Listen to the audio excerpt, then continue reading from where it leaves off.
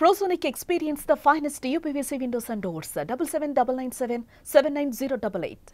మహిళల dating app టీలో నుంచి డేటా లీక్ అయింది. దాదాపు 11 లక్షల మంది యూజర్స్ తాము మాట్లాడుకున్నటువంటి చాట్ అంతా బయటకు వచ్చినటువంటి పరిస్థితి. ఇందులో వ్యక్తిగత సమాచారం కూడా బట్టబయలైంది. దీనికి సంబంధించి మరింత సమాచారాన్ని ప్రముఖ హైకోర్టు అడ్వకేట్ నరేష్ సుంకరా గారిని అడిగి తెలుసుకుందాం. నమస్తే అండి నరేష్ గారు.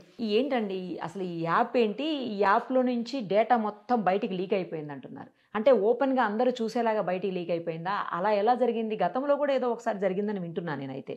నిజమా? అసలు ఏం జరిగింది చెప్పండి. పాశ్చాత్య సంస్కృతి విశృంఖలత్వానికి ప్రత్యక్షమైన నిదర్శనం ఇదండి. ఈ టీ యాప్ అనేది US based company. Okay. So దీంట్లో 11 లక్షలకి సంబంధించిన ఆడవాళ్ల సమాచారం బాహ్య ప్రపంచానికి లీక్ అయ్యింది అనేది దీని యొక్క ప్రధానమైన సారాంశం. దీంట్లో 72,000 ఫొటోస్, సెల్ఫీస్ ఉండటం అనేది కూడా ఇక్కడ ప్రతి ఒక్కరిని ఆందోళన కలిగించేటువంటి అంశం. అంటే వాళ్ళ పర్సనల్ ఫొటోస్ ఉన్నాయి. ఆ పర్సనల్ ఫొటోస్ ఉన్నాయి. అయితే ఈ యాప్లో రిజిస్టర్ అయ్యేటప్పుడు ఒక సెల్ఫీ తీసుకుని ఆ సెల్ఫీ ద్వారా రికగ్నైజేషన్ అయితేనే అక్కడ మనము లాగిన్ అవుతాం అనమాట. సో అటువంటి సెల్ఫీ ఆ యాప్ లోకి ఎంట్రీ కావాలంటే అట్లా ఉండాలి. ఎగ్జాక్ట్లీ. సో సెల్ఫీ ద్వారా ఆ ఫొటోస్ కూడా బాహ్య ప్రపంచానికి వెళ్ళాయి. అసలు ఈ యాప్ ఎందుకు, ఏ విధంగా పనిచేస్తుంది, ఈ యాప్ని ఎందుకు వాడుతున్నారు? సో ఎందుకు వాడుతున్నారు అని అంటే కనుక ఈ ఆడవాళ్ళు వాళ్ళ యొక్క ఫీలింగ్స్ని, వాళ్ళ యొక్క ఎమోషన్స్ని, వాళ్ళ యొక్క ఎక్స్పీరియన్స్ని షేర్ చేసుకోవడానికి ఈ యొక్క యాప్ని ఒక మాధ్యమం కింద వాడుకుంటున్నారు. షేర్ చేసుకోవడానికి అవతల వాళ్ళ తెలియదు కదా, తెలియదు. అందు గురించి అంటే ప్రతి ఒక్క వ్యక్తికి కూడా వాళ్ళ యొక్క ఎమోషన్ని షేర్ చేసుకోవాలని ఉంటుంది.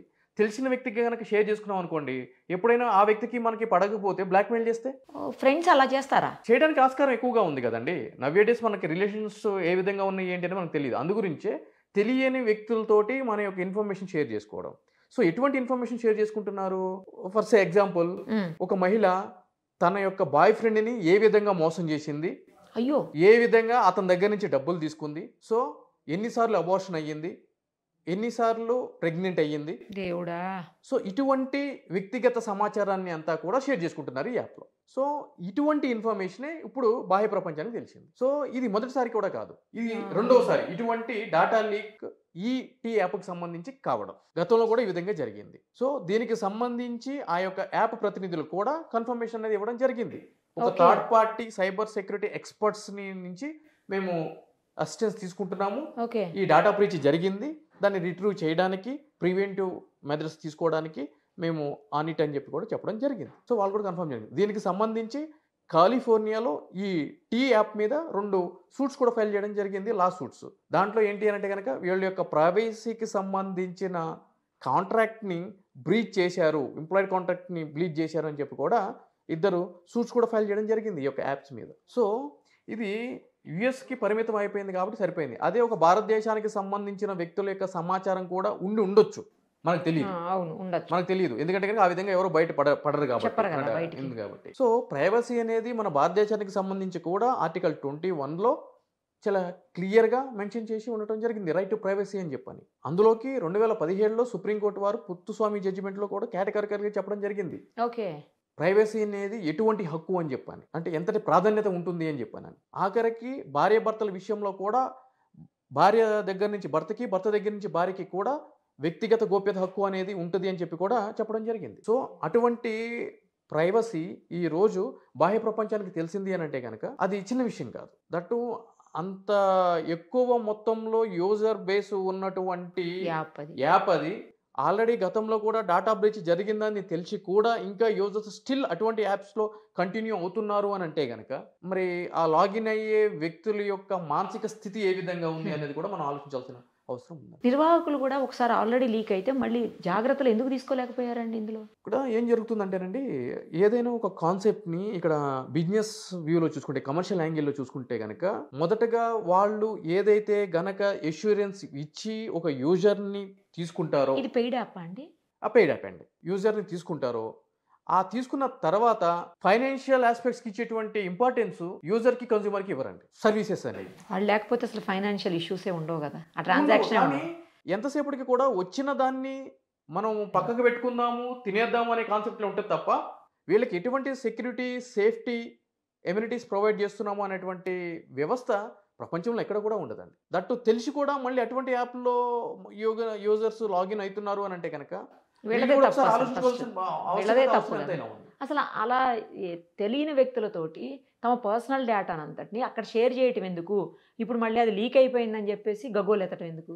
ఇక్కడ ఇలా దౌర్భాగ్యం చూడండి, తెలిసిన వాళ్ళకి చెప్తే ఆ ప్రైవసీ అనే ఇష్యూ ఉంటుంది, అది ఇబ్బంది అవుతుంది, బాహ్య ప్రపంచానికి తెలిసిపోతుంది అనే కాన్సెప్ట్ తోటే వాళ్ళ యొక్క ఎమోషన్ని ఎవరో తెలియని వాళ్ళతోటి షేర్ చేసుకోవాలి అనే ఉద్దేశంతో ఈ యాప్లోకి రావడం జరిగింది. ఇప్పుడు అది కూడా ఇక్కడైతే ఒకరికే తెలిసింది, అక్కడైతే అందరికీ తెలిసింది. అందరికి తెలిసింది అదే కదా. అయినా జనరల్గా పర్సనల్ ఇష్యూస్ అంటే ఫ్రెండ్స్తో చెప్తారు లేదా ఫ్యామిలీ మెంబర్స్తో చెప్తారు. అసలు ముఖం తెలియని వాళ్ళకి ఎట్లా చెప్తారంటే నాకు అర్థమైతలేదు. ఇది అదే చెప్తున్నాను కదండి, పాశ్చాత్య సంస్కృతికి ఇది ఒక నిదర్శనం అని చెప్పని.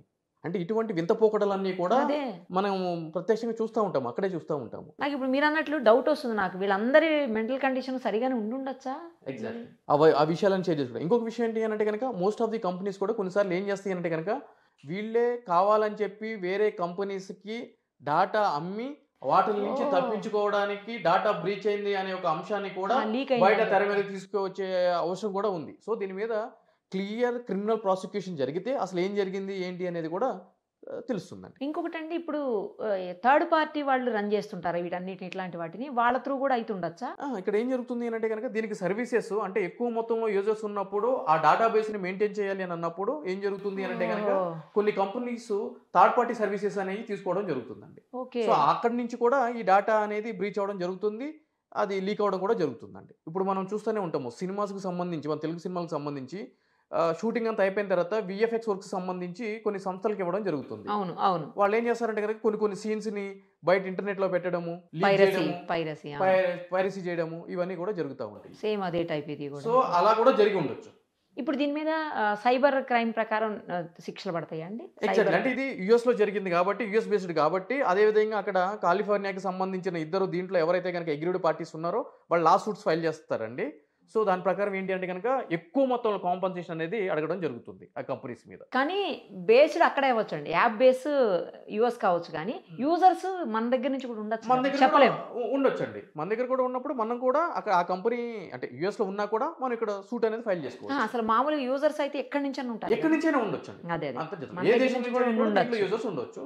అదే కానీ ఇప్పటి వరకు ఉన్న సమాచారం ఏంటి అంటే కనుక అక్కడ యూజర్స్ ఎక్కువ మంది ఉన్నారు అని చెప్పి మనకు తెలిసింది. వెరీ బ్యాడ్ అండి, ఇలాంటి వాటిలోకి పోవడం ఎందుకు, తర్వాత బాధపడడం ఎందుకు.